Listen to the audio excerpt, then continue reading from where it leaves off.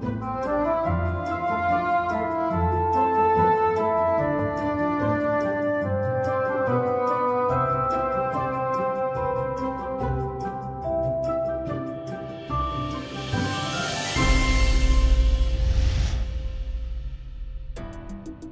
m'appelle Juben Elvis, jeune entrepreneur agropastoral, bénéficiaire du programme PA Jeunes. Je suis basé à Niobabouté, en Banjok, dans le département de la Haute-Sanaga. J'ai démarré mon entreprise avec 1 hectare, puis je suis passé à 2. Aujourd'hui, je suis à 4 hectares. Ce projet me permet d'augmenter mes revenus, couvrir les besoins de la famille et puis satisfaire la demande dans la localité. Memora One Stop Farmer Shop fait partie de mes fournisseurs en intrants. Parmi mes clients, j'ai les fermiers de la localité et j'ai aussi mes amis du PA Jeunes. J'ai reçu un double accompagnement du PA Jeunes, la formation et le financement. Le business coach de la zone m'aide dans le suivi de mon entreprise. Le repas étant inscrit au repas jeune, j'échange avec certains jeunes du PA Jeunes qui m'aident dans l'écoulement de mes produits. Et je suis déjà à ma 3e campagne. À la première campagne, j'ai eu 3 tonnes sur 1 hectare. Et la 2e campagne, je suis passé à 2 hectares. J'ai eu 6 tonnes. Et je compte avoir 12 tonnes à cette campagne qui est en cours. Cette activité m'a permis de me marier, d'augmenter le capital dans ma boutique et puis envoyer mes enfants à l'école. La plus grande difficulté que j'ai rencontrée sur les lieux, c'était le problème foncier. Mais j'ai pu pallier à ce problème en louant des espaces pour pouvoir lancer mon activité. Dans l'avenir, j'aimerais étendre mon activité sur une superficie d'au moins 100 hectares et l'élevage de poulets de chair et puis la pisciculture aussi. Je suis Yannick Kati, ingénieur en management qualité et sécurité alimentaire, bénéficiaire du programme PA Jeunes cohorte 2020. Mon activité est basée à Yaoundé, à Ouaescalé, plus précisément à Yaouankan.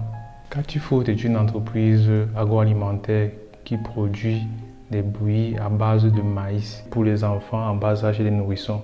Et mon entreprise est constituée d'une équipe de production avec 2 agents, une équipe commerciale et une équipe marketing.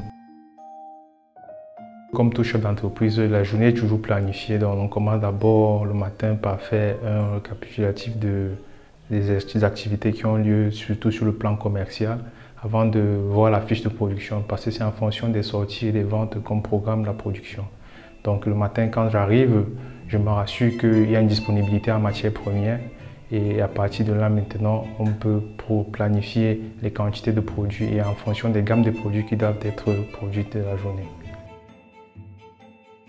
Au début, en 2018, quand tout a commencé, j'achetais tout le matière première à Mokolo. Je l'ai transformé sur place là-bas et le conditionnement se faisait dans une petite pièce à la maison. J'avais un espace à la maison où je faisais tous ces conditionnements. Mais grâce au PA Jeunes, aujourd'hui, j'ai un local plus grand avec 4 compartiments, avec des machines adéquates pour pouvoir faire mon activité sans toutefois me déplacer et mieux faire un contrôle qualité sur mes produits. Par les semaines, je faisais moins de 5 cartons, mais grâce au PA Jeunes et avec tout le dispositif qu'ils ont mis à ma disposition pour pouvoir mieux mener cette activité, je me retrouve aujourd'hui avec plus de 20 cartons par semaine. Les partenaires de distribution sont les grandes surfaces comme Santa Lucia, certains supérettes de la ville également, et nous avons aussi des shops. En tant que consultant en management qualité et sécurité alimentaire, il y a des proches collaborateurs de la cohorte qui m'appellent souvent pour savoir quel type d'équipement ils peuvent utiliser pour la production, peut-être dans la transformation du jus. Si j'ai des contacts pour des personnes qui vendent des capsuleuses et s'ils peuvent améliorer leur process après avoir rencontré des difficultés dans leur production, ils font appel à moi et je leur apporte ma modèle de contribution pour améliorer leur process. Je suis ici dans l'entreprise Catchy Food, suivant un stage de fin d'études. Et j'ai choisi de faire ce stage ici, vu qu'on a un problème à l'extrême nord, problème de malnutrition. Beaucoup de nourrissons, de 6 à 26 à 34 mois, qui souffrent de la malnutrition. Et pour cela, j'ai choisi de faire mon stage ici pour apporter une solution afin de pallier à ce problème. Depuis que je suis en stage dans l'entreprise Catchy Food, j'ai appris qu'on pouvait enrichir la farine du sorgho aux feuilles de melon. Et vu cet apprentissage, ça a apporté un ajout à ce que j'ai appris à l'école. Depuis 2019 que le produit Catchy Food a pris un peu son ampleur, j'ai constaté autour de moi qu'avec beaucoup de sérieux, beaucoup de considération sur le plan professionnel que social, j'ai eu des recommandations de la part du ministère de la Jeunesse, j'ai eu des prix, j'ai eu des accompagnements du FIDA également, et j'ai bénéficié beaucoup du FIDA, d'un local, des équipements, et j'ai fait beaucoup de rencontres. Je projette à avoir mieux, c'est-à-dire avoir un parc automobile et être distributeur des produits Calice dans toute la sous-région CEMAC, pourquoi pas au-delà de l'Afrique centrale également. Et que tous les jeunes, nos enfants, cessent d'avoir ce problème de malnutrition grâce aux produits Calice.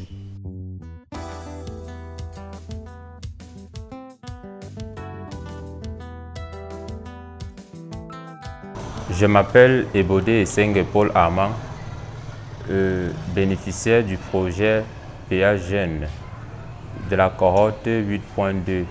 Mon entreprise s'appelle la Mutuelle des éleveurs du Cameroun. Notre activité consiste à transformer du maïs à la provende pour la commercialisation. Notre entreprise se trouve au quartier centre commercial dans la ville de Nkoteng, arrondissement de Nkoteng, département de la Haute-Sanaga.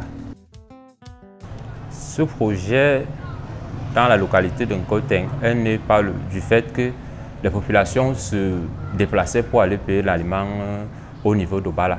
Et nous avons donc pensé qu'il était nécessaire de les rapprocher de l'aliment pour pouvoir s'en sortir dans leur élevage. Nos fournisseurs sont les producteurs principalement, et en particulier ceux avec qui nous avons été incubés au PA Jeunes, qui nous livrent du maïs que nous amenons à l'usine pour transformer le maïs et produire de l'aliment.